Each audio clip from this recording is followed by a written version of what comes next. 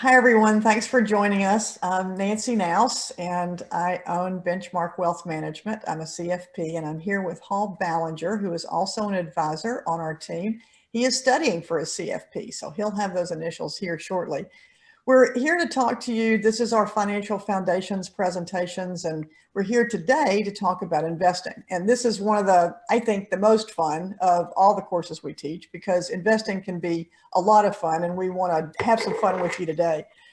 I do want to give you a disclosure that I'm required to read, and that is that the securities offered through LPL Financial, member FINRA and SIPC. So that's out of the way. Sort of a commercial break, but not really. We want to talk to you, this fits hand in glove with the baby steps that we talk about in Financial Foundations. So what you've done so far is you've saved $1,000, you've paid off all your consumer debt. Now you have a 3-month or 6-month of expenses in an emergency fund, and now you're ready to start investing. And so before we start investing, we want to talk a little bit about the difference between saving and investing. And it's really pretty simple. In saving, you're amassing a lot of money so that if an emergency occurs, baby, you're ready to write a check. No more debt for you. We're not, and an emergency is not travel. An emergency is a flat tire, a bird hits your window and breaks it and you have to replace it. That's an emergency. Savings are short-term. And so if you don't have enough money in an emergency fund, you need to make sure that you beef that up. So that's one big point on, 2 big points really on savings. Investing is more of the multiplication of money. You've heard investing the talents, and we talk about that on occasion. This is also for longer term goals. This is for retirement. This is for college education. This could be for your next car if you're not buying that in the next 3 to 4 years. So investing, again, is long term, and it's for growth, not liquidity. Savings is for, I just want it there. I don't care what the interest rate is. I just want to make sure that it's there if and when I need it. So investing as a rule is you're putting money in and wanting it to compound so that you have more and more money. That's really, you want your money to work as hard as you did to earn it. And that's basically what's going on with investing. It's working smarter, not harder. You've heard that expression before. And also making priorities for your money. It's easy to spend it, but if you start squirreling it away, and to be a financial squirrel is really a good thing, let me make that clear, but to squirrel it away in a Roth IRA, a 401k, a 529, and we'll touch on some of those things. There are a lot of examples of investments. We use a lot of mutual funds here, but there are also stocks and bonds and ETFs, and we'll touch on those a little bit as we go on. Each has positives and negatives, and we'll touch on that as well. Holt, why don't you talk a little bit about why people should invest, because we encourage that, and why some people don't invest. Can you touch on that? Yeah, absolutely. And I agree, this is probably my favorite topic to teach on. But in terms of investing, the main principle and idea behind it is for if you've been in debt and you've been making those payments and allowing those people to earn interest off your money, you're now out of debt and you're now wanting to work to put that interest to work for you instead of for those debt collection companies. So now you've done the defensive side of the plan, you're out of debt, you have an emergency fund saved, and it's putting it to work for you. In terms of other reasons why, there's one, people do it to keep up with inflation, because inflation has been 1 to 4% in the last 15 years. $100 today is going to be worth less than 10 years. It's not going to be able to buy as much. Other people like to do it for philanthropy reasons or for saving for retirement and just being prepared for the future. Some people don't want to work forever until the end of time. So they want to be able to become financially independent is what we like to talk about a lot here. So they're able to allow their investments to pay themselves once they enter into retirement, and just making sure that they can be a blessing to themselves and others down the road as well. Another big thing about it is compound interest. It's been dubbed the 8th wonder of the world, and Nancy's going to help unpack that a little bit later. In terms of why you wouldn't invest, we actually found a study, and it kind of broke down the different reasons why people choose not to invest. 55% of people in general just don't think they earn enough money to do so.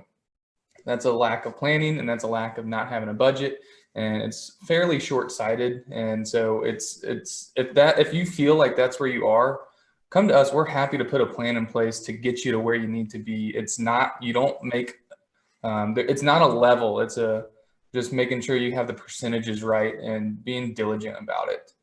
And Paul, I would add to that, just if it really doesn't make any difference how much you make. What really matters is how much you spend. And if you are spending less than you make, then you have adequate money to invest and pay off debt and all those steps that we talk about beforehand. But what you make is not as critical as what you spend, and if you're controlling it. Okay, sorry to interrupt, but I had to. Great point. Yeah, we've seen many people that have never made more than $60,000, $70,000 in their lifetime, retire with millions, and then others that make exponentially more, not have a penny in savings. So all over the spectrum.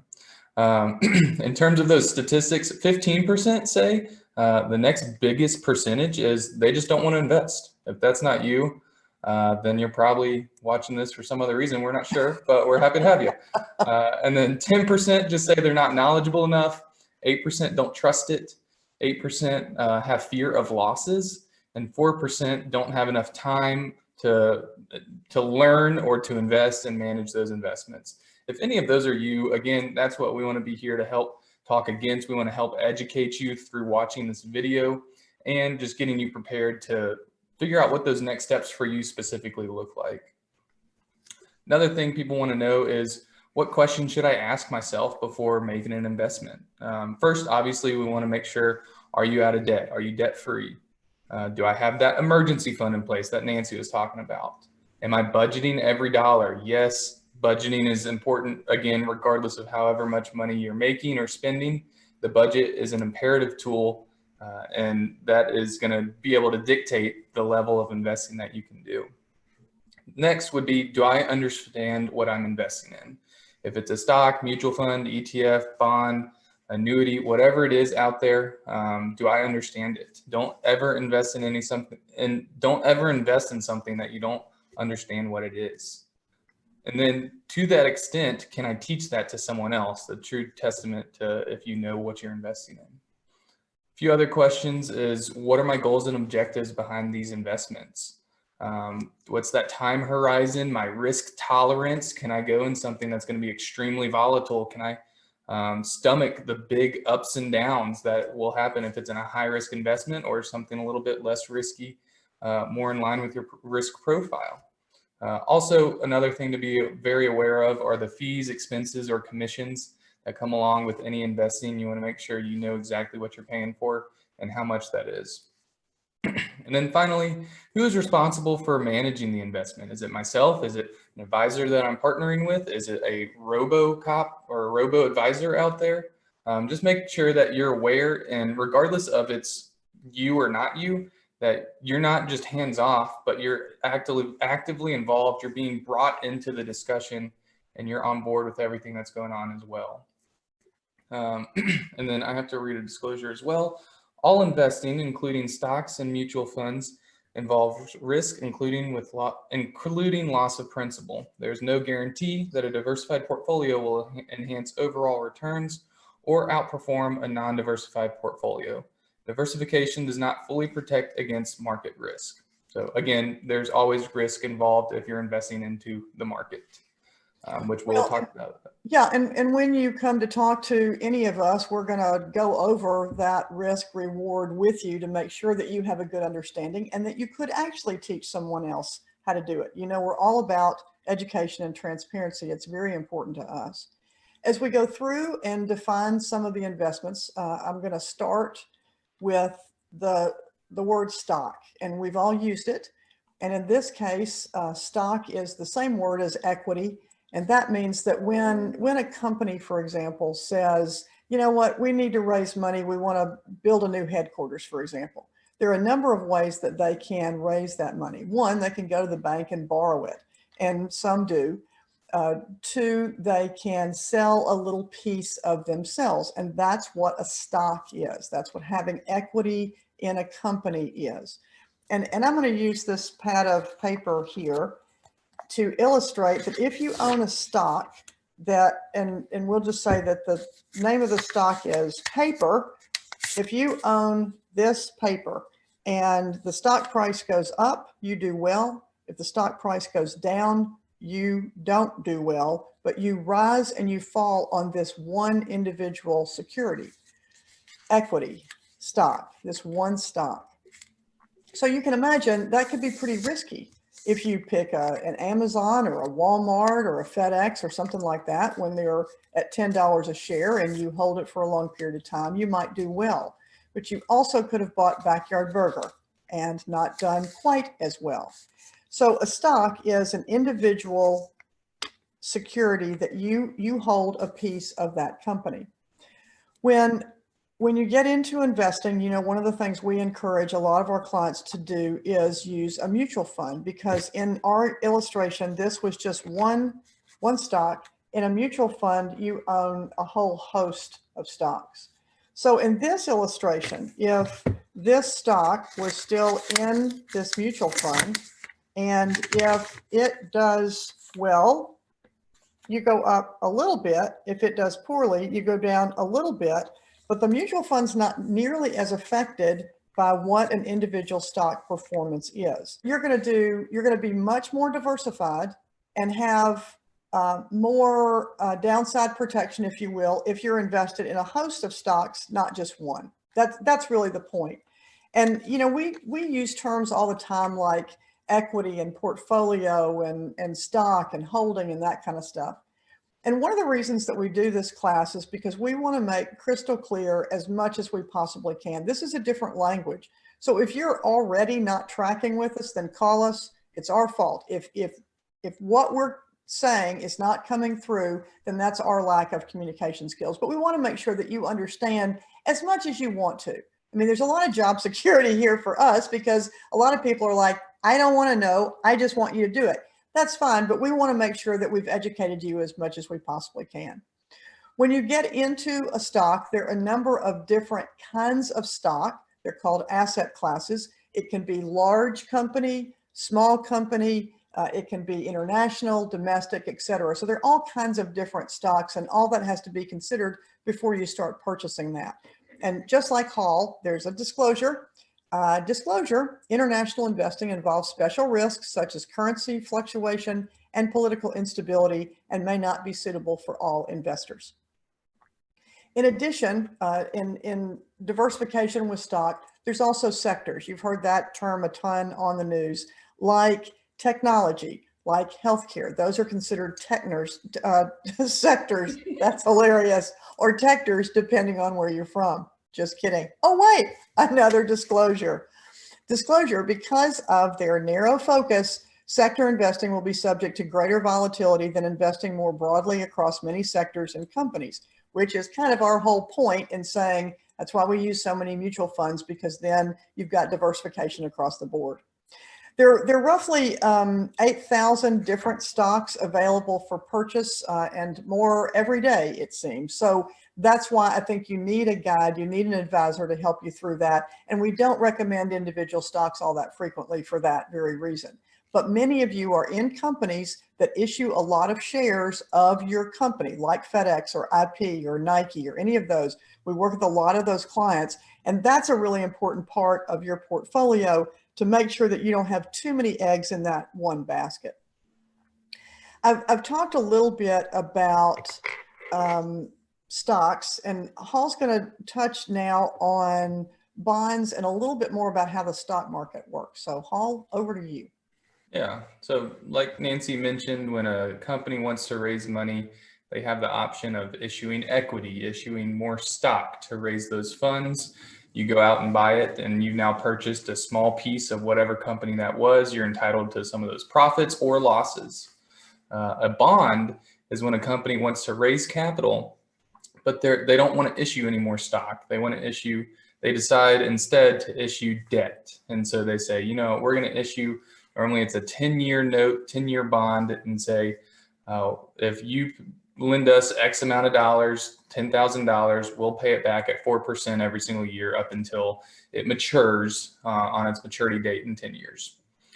So instead of getting access to the performance or the profits from that company, you now have a guaranteed note from that company saying that we'll pay you 4% until 10 years from now. So that's buying debt, and you are now the creditor in that situation. It's normally issued by corporations. The government treasury bills are a big contributor to the bond index as well. And then also municipalities can do it. Sometimes they offer tax incentives to, if you have a state tax, something like that, to invest locally in that municipality. They are still subject to fluctuation. So because they're bonds, normally from a risk tolerance level, they don't fluctuate as much as what an equity investment would do, but they do fluctuate because as interest rates go up, now let's say the average interest rate was about 4% when you bought that bond. Well, now the market is adjusted, the economy is doing better, the interest rate's now 7%. Oh, well, that 4% isn't worth as much anymore. So that value of that bond inherently would go down. So they do fluctuate still, but they do offer a bit more security if you wanted to put it to work a little bit harder than what it might be doing in your bank account or under your mattress at home. But again, these funds, these bonds can act as funds as well. So like mutual funds hold lots of stocks like Nancy talks about. There are also bond funds that hold lots of bonds. You can have high rated bonds, AAA rated bonds that would be from very well established companies that have strong financials and you know they're good for it. And you can have C rated bonds that are can be called junk bonds because they're from companies that are a little bit more risky. You don't know if they're going to make it and pay back, or they might go under and declare bankruptcy. Because you'd be taking on a little bit more level of risk, you'd be rewarded through a higher interest rate. So it's just figuring out where you land on that, again, that risk level scale. In terms of the market, I want to talk about that a little bit more. What does it mean when people say, hey, the market's up today, or oh, the market had a terrible day today, or a month or year or whatever it may be? What does that really mean? So when people say the market, normally they're referring to 2 or 3 different indices.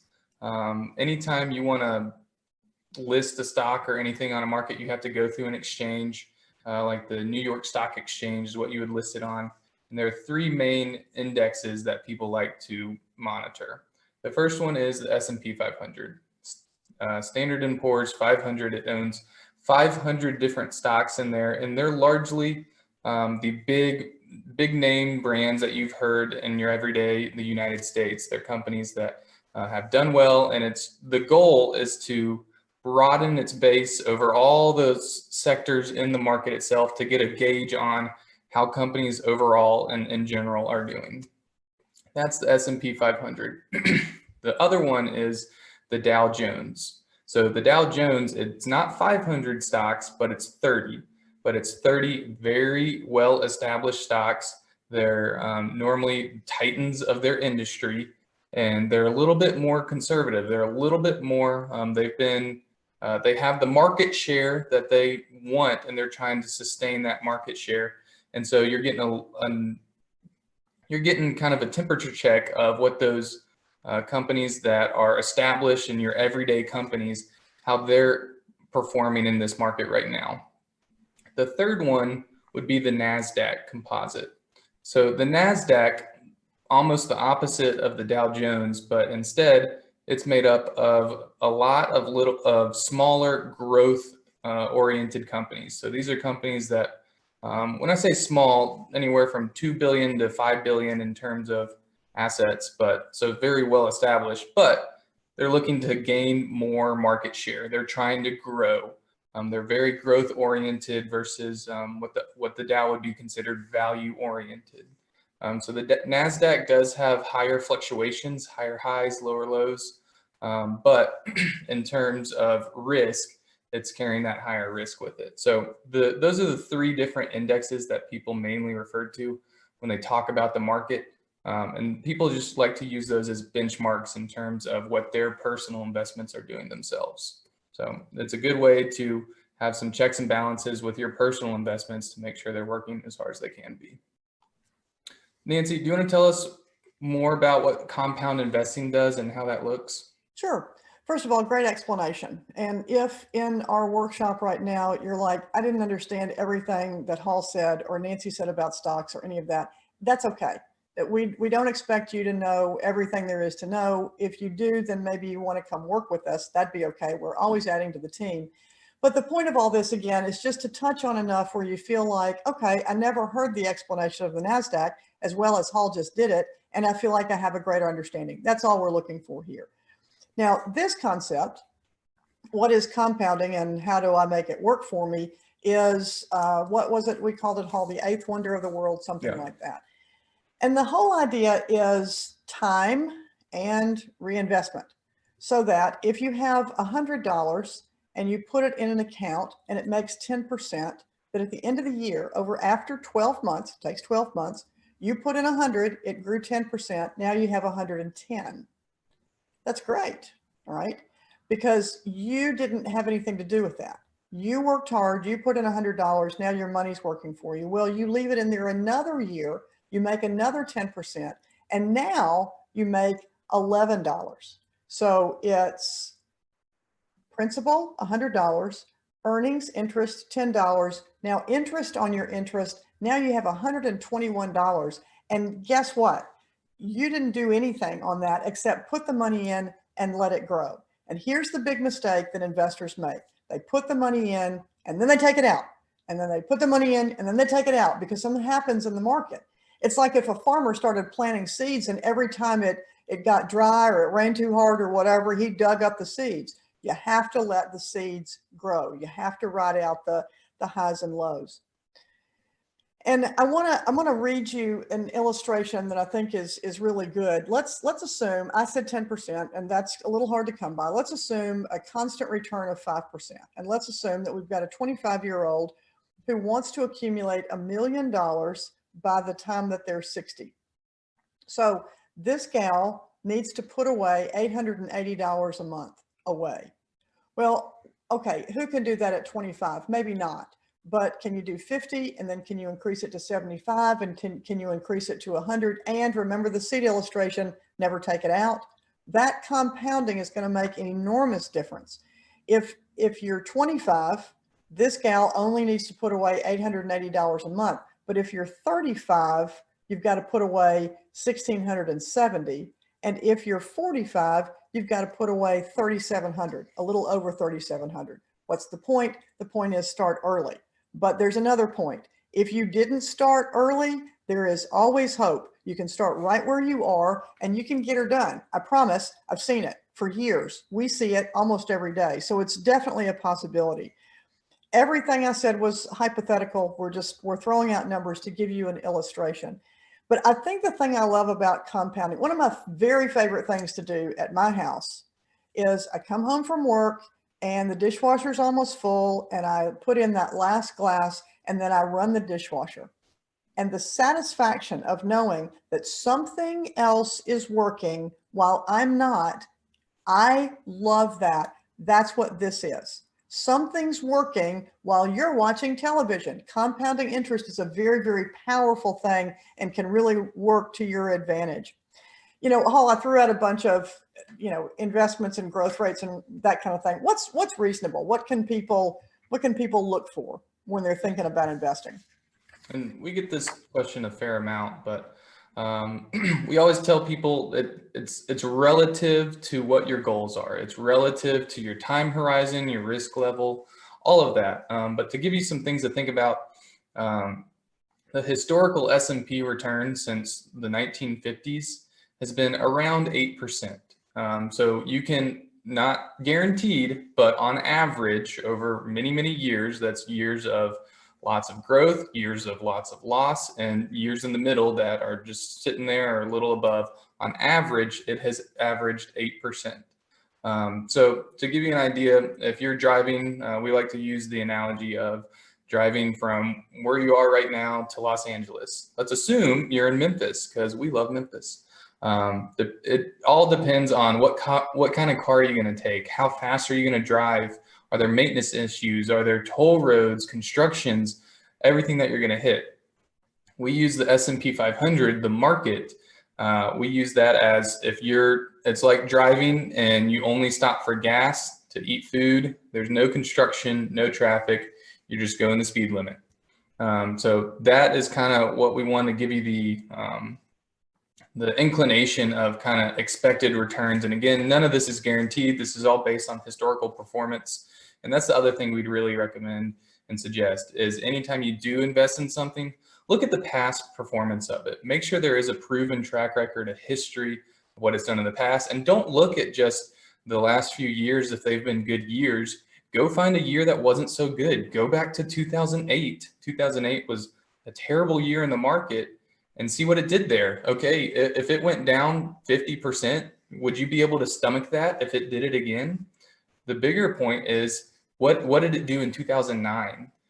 You want to see and make sure that what you're investing in came right back up in 2009, that you'd be willing to sit it out, wait it through that roller coaster up until the other side. If you stayed in the market and didn't pull out anything, but you invested right before 2008 went downhill, you would have made all your money back by 2011. So that's a 3-year recovery period, and that's one of the worst recessions we've seen since the 1920s. So just be very aware what that risk and return ratio is and the opportunity cost of it and just the levels that you can stomach in terms of that risk. And then the other question we get is, all right, well, can I lose money? And I think if you can guess the answer here, that yes, it is possible to lose money in the market. There's, again, no guarantees. The only guarantee you can find in a product is from an insurance company product, and that is not technically investing. So when you are in the market, you are subject to risk. There is potential of loss. In the history of the market, there have been 8 bear markets. A bear market is when there's been 2 quarters of negative returns in a row. And normally the bear markets have averaged being down 37% in that bear market. The other, so that was 8 bear markets. About every 7.5 years of the past 60 years, there's been a bear market. The rest of the time has been a bull market. A bull market is 2 quarters of positive gains in the market, the Dow, the S&P 500. When the bear markets were down 37% on average, the bull markets have averaged 160% positive. And so that's really why we and why a lot of people around the world use investing as a tool for their long-term growth, for their wealth building, for their retirement planning, is because of the historical returns. Again, no historical returns are a guarantee of future performance, but that's what we like to use and base our research upon and make sure that you know what that's done for your specific investments as well. I have, oh, one other thing. Bear markets, when they do happen, a lot of people, we like to say tuna's on sale. There's a lot of good stuff out there for half the cost. So a lot of people ask, is now a good time to buy? It could be, depending on your personal situation. Quick disclosure for y'all, because we all love those. All performance referenced in historical and is no guarantee of future results. All indices are unmanaged and may not be invested into directly. The economic forecasts set forth in this material may not develop as predicted, and there can be no guarantee that strategies promoted will be successful.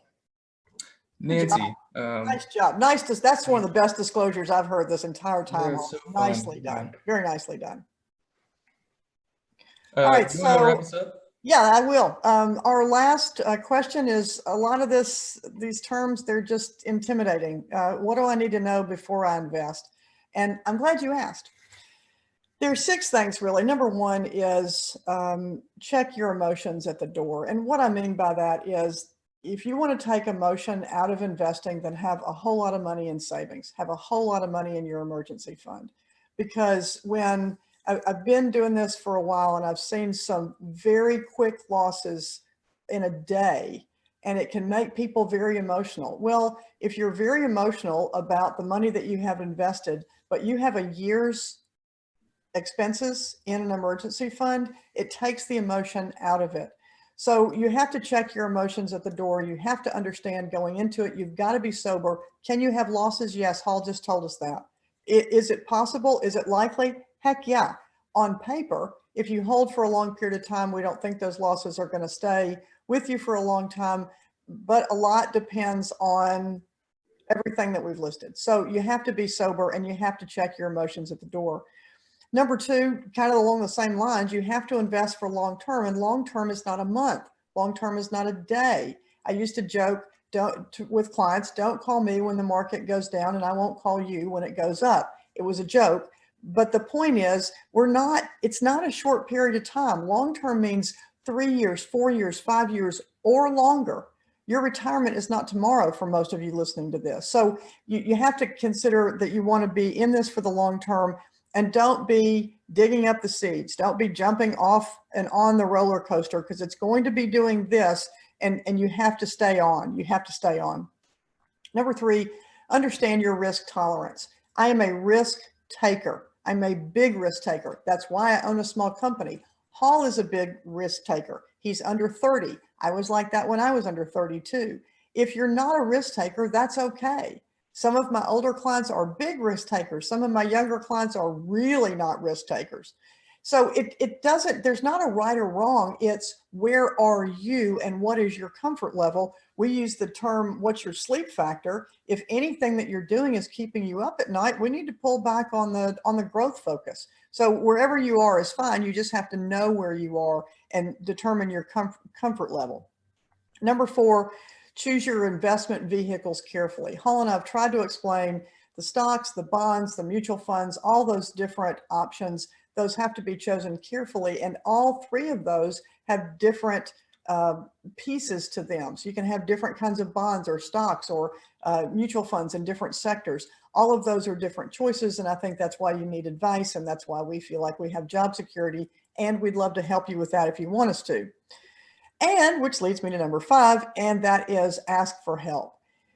The great thing about being in this profession is we don't really joke about it because it's for real. We have unbelievable job security. I know I'm always going to have a job, not always sure what my income's going to be, but people are always going to need help with this because it's not easy. You could be the smartest person on the planet, but if your area of strength is somewhere else and you don't have a PhD in finance, then you might need some help. That help has to be objective, has to have your best interest in mind, has to be very forthcoming about how they're paid and, oh yeah, how they're invested. And one of the things we do in all these workshops, number 6, is, hey, think about, of everything that we've both said, what's the one thing that you want to take with you? What's the one thing that you want to apply right now, or that you really got a good nugget from? If it's a follow-up question with us, please don't hesitate to reach out by phone or email. We'd love to help in any way we can. And we so appreciate you being with us, talking about investments. Hall, any last thoughts, or are you good? No, just come see us if you need help, but I hope you enjoyed it. If you got any questions, feel free to reach out. We're always happy to help. Absolutely. Well said. Thanks again, y'all. Take care. Bye.